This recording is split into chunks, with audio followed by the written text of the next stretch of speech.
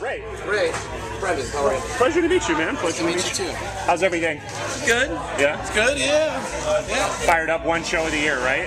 One show. I hope I don't screw up. Yeah. When's the next time you think you're going to get out there? Well, we're actually, tomorrow night we're doing a benefit at House of Blues in Sunset. Benefiting what?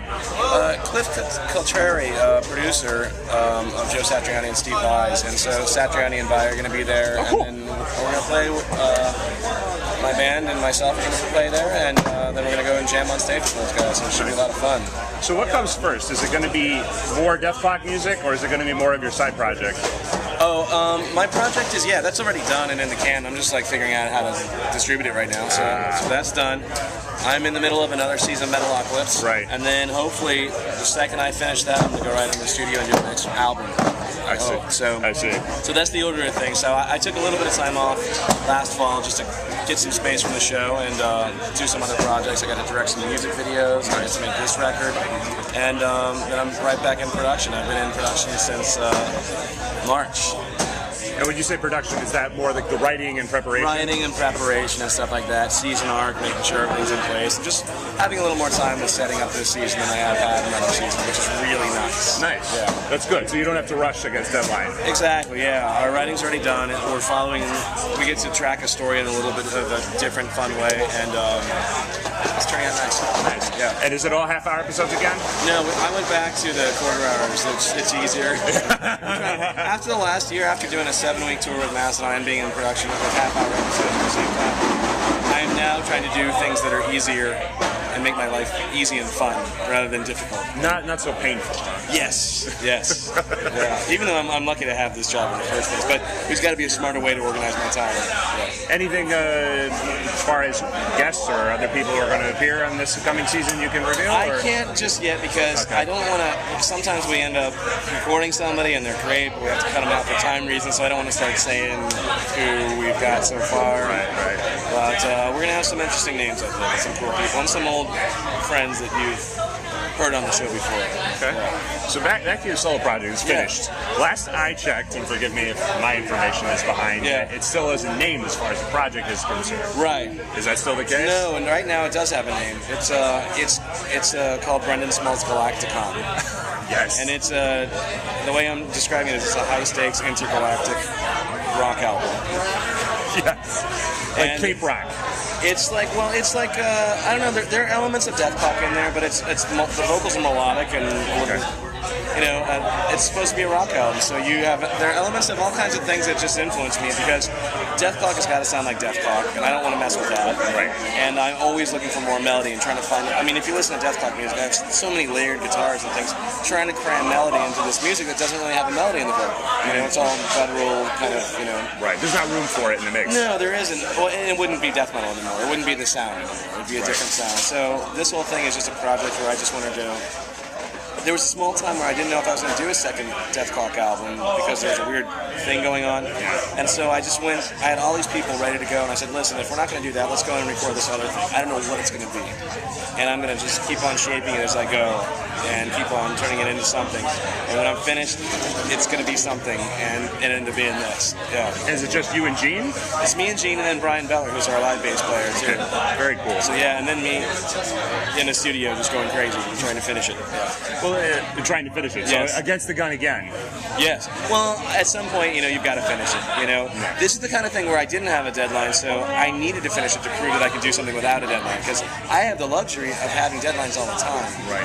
TV show, the other records, show up here, like all kinds of things that people force me to do, and as a result, I end up having a big body of work, which I wouldn't have done unless somebody was yelling at me to go do it. Finish. Exactly. And so I had something that no one needed for me to finish, and I wanted to finish that too. So there you go. Would you ever consider? I mean, I'm always big on the recent trends and the lows of the music industry. Do you ever consider doing something? I guess we'll just say, for lack of a better term, more advanced as far as how you release it and how you distribute it. That's what I'm doing right now, and I want to find something that definitely serves the project, that definitely makes sure that people are aware of it.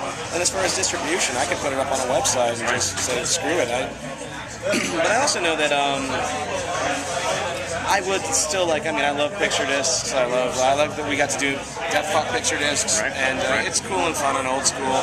But yeah, you're right. The whole thing is everything is digital now. And you could give it like a nice limited edition vinyl, let people get the album for free. That's what I'm thinking. Yeah. Make it special, and that way you saw it everything you put up. Absolutely. So, and the cool thing is you can control your own stuff. And since I mean I'm the label in this case, you know, I can. Brendon Small Productions. Yeah, pretty much. I just wanted to. I may just put up my own website. That's the only place you can get it, and it's easy. You know, just go there and get it. Two last questions for you. I know your time is limited here, so I don't want to take up too much of your time. One, this is a little off the beaten path for a metal festival, but I'm going to go here because you're somewhat a cartoon band, right? Like, we don't exist. We don't technically, you exist, but the band doesn't, in a matter of speaking. I think I do exist. You know, and I have not personally yet experienced the band myself. Oh, okay. And, so I'm excited to see what comes. I'm a big fan of other things like Gorillas that are similar kind of projects. And I'm curious if you've heard of, it's from Japan, there's a new thing called Hatsune Miku. Have you heard of her? Is that the one with the 3D projection? It's entirely a hologram. It's amazing. Yeah, it's a great idea. And see, and that's where I'm going with this. I'm curious.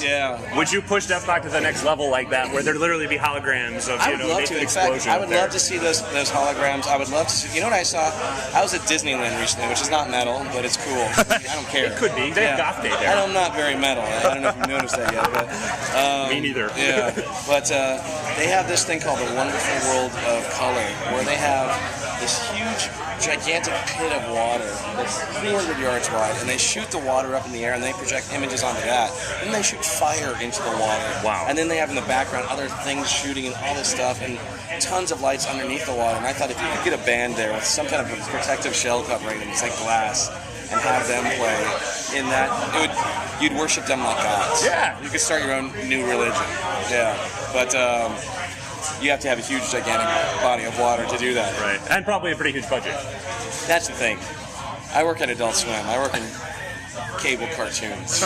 So in order to even get the money to do the animation that we're doing live, it's a lot of energy. So, and the good news is that it makes the show better. It makes it a memorable event and something you tell your friends about. You know? Or maybe for Dethklok Nation Tour 2012. I would love to. As far as I'm concerned, the way that I tried to pitch this show to the network was that it'd be like a big, stupid Disneyland ride. Right. But with murder. Lots of murder and crowd death. And exactly, yeah. But no one actually gets hurt. But ultimately, it should be more fun than you have at a regular show if we do our job. All right, last question, and I'll let you go. I'm sure there's like 10 other people behind me.